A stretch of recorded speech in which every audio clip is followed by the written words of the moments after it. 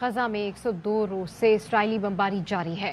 غزہ میں صورتحال بدتر ہو چکی، کھانا پہنچ رہا ہے نہ دوائیں۔ اسرائیلی فوج کی بمباری میں اب تک 24,000 سے زائد فلسطینی شہید ہو چکے ہیں۔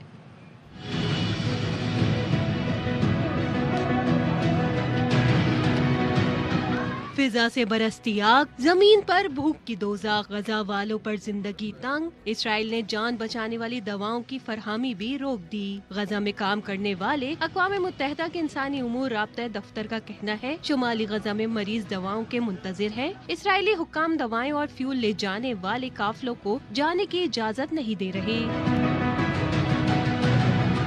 الاقصی اسپتال فیول ختم ہونے سے تاریکی میں ڈوبا رہا، سینکڑوں مریض کی زندگی داؤ پر لگی ہے۔ غزہ میں مسلسل 4 دن سے بلیک آؤٹ ہے، مواصلاتی نظام بھی نہیں ہے، شہریوں کی مشکلات بڑھ گئی ہیں۔